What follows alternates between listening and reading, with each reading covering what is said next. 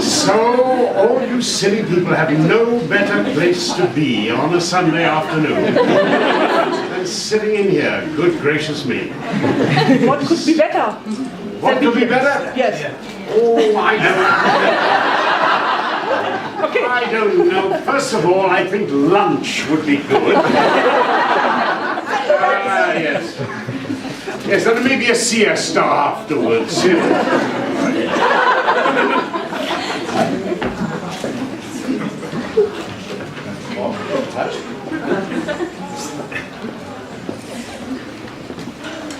Hast du eine Fur?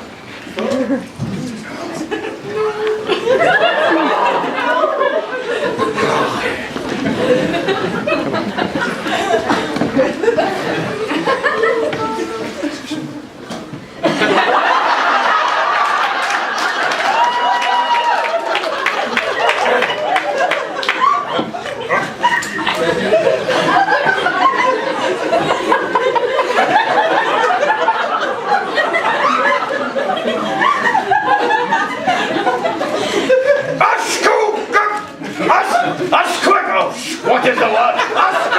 I'm watching this!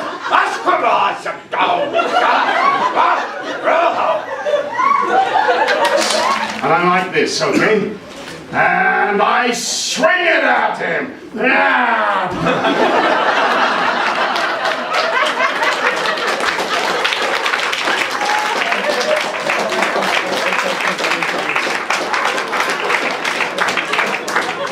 Now you understand it has taken 8 hours to get the makeup on. And in doing that, the helmet has slid forward and buckled the entire face. And there's mud on it. And that ends my first day, actually. It's not easy being a dwarf.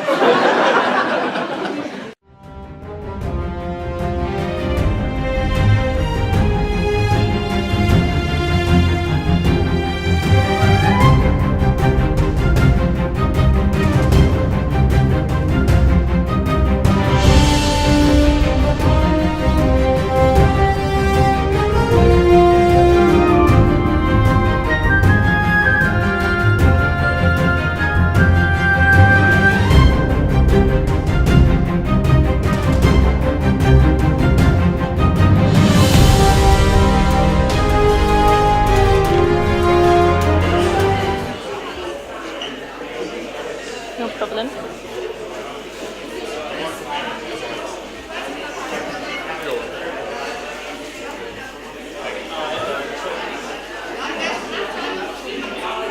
Take up a lot of room. Those bloody is this Viera? Vera. V-E-R-A? Yes. Diego, yeah?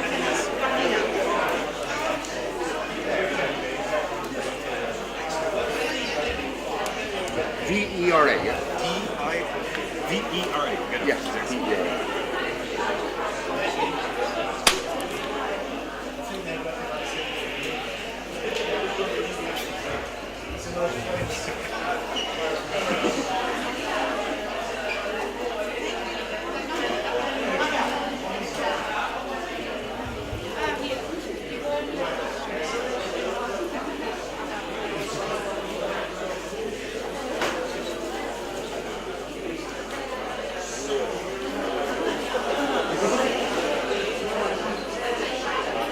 Well, just took a little room. Did an excellent job. Yes.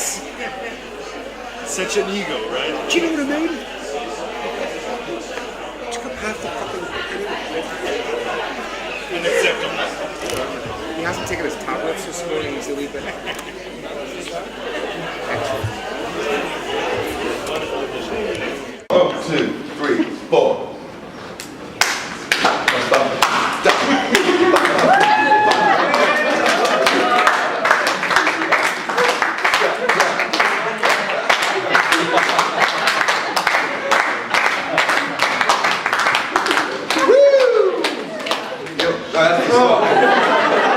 Last thing.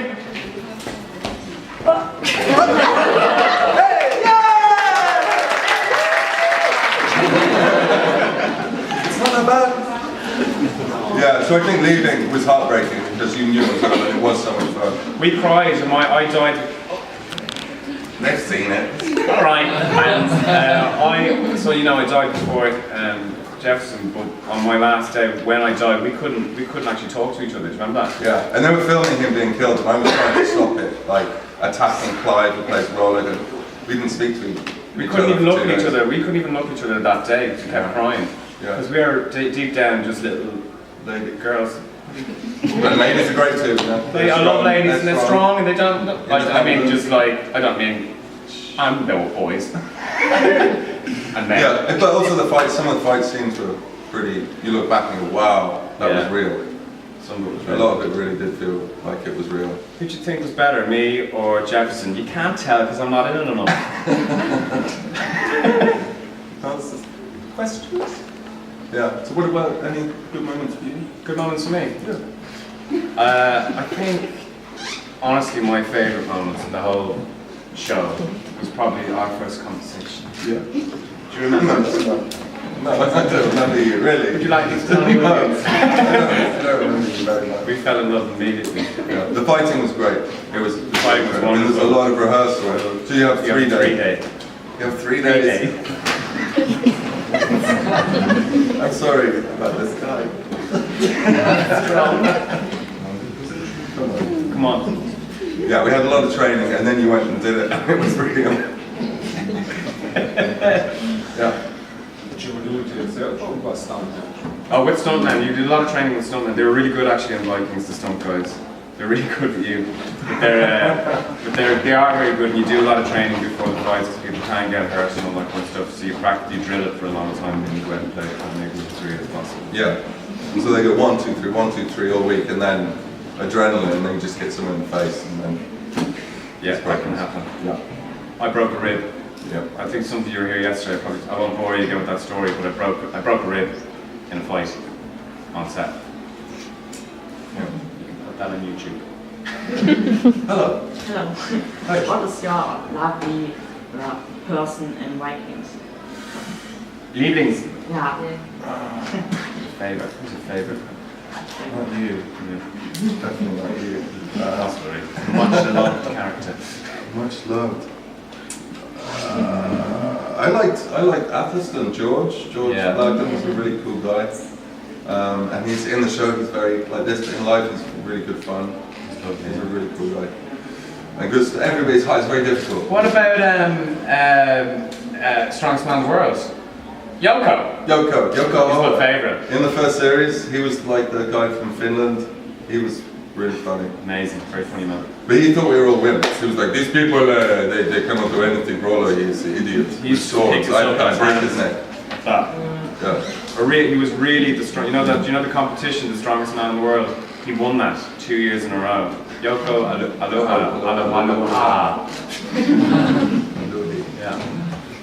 Yeah. And I like him. I love him. Gotta get him. No, you. I love you too.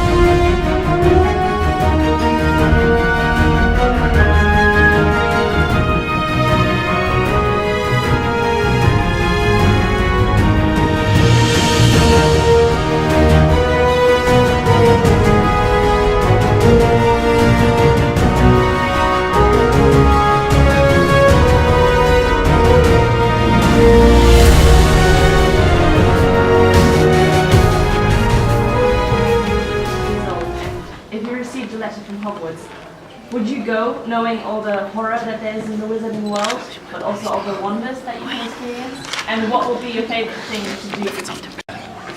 So if somebody sent you a letter that arrived at your front door with an owl saying, "Do you want to go to magic school?" I think everyone would, wouldn't they? I Do you know what? Yeah, What do why you know not? what it's like? It's like as an actor who's, you know, you're working, you're doing things. It's if someone says, "Would you like to be in Harry Potter?" It's the same thing. Would you like to go to this magical place, be in the biggest film in the world, make loads of friends, and really enjoy yourself, and have this crazy, wonderful sparkle in your life? Then you'd say yes. I think it's the same in reality. And Al did land, only it was a telephone call. And they did have a letter, but it was a message from my agent, you know, saying, you know, you're going to Hogwarts. So I think, funny enough, yeah, that happened. I wasn't 12, I was, you know, whatever it was, 36.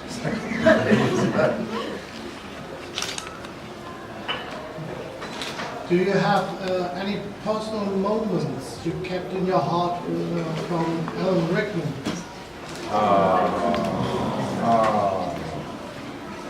I was too scared to talk to Alan Rickman for a year and a half because you only ever saw him at Leavesden Studios. You only ever saw him when he was in full Snape, and that was a scary thing to behold.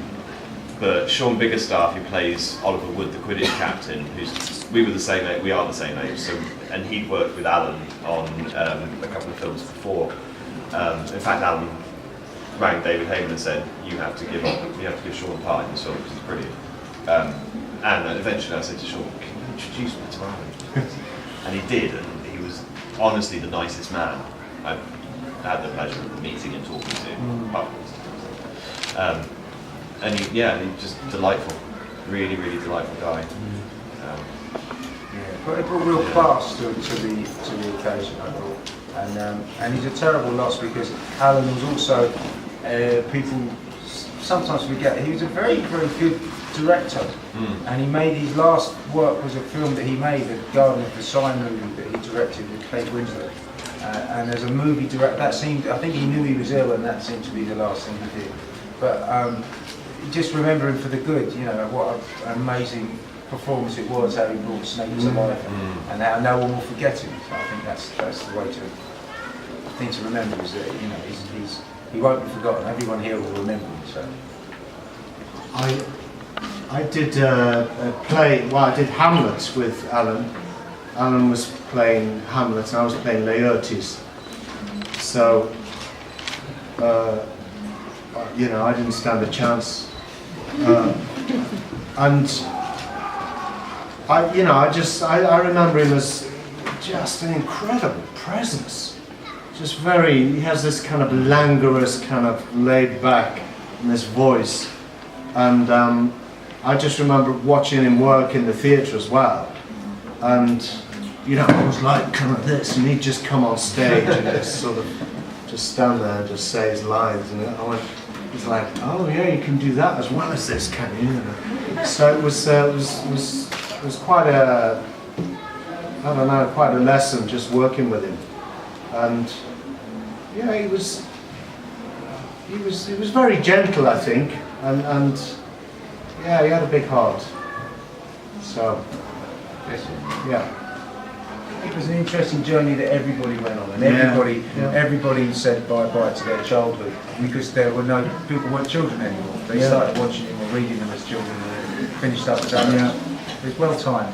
I'm glad it finished when it did as well. I know they're going to rekindle it and hopefully there'll be more stories, but I think it's wonderful that it didn't outstay its welcome and every film got better. Yeah. You know, that never happens. Every film got better than the last, and then everybody waved bye-bye to this wonderful thing.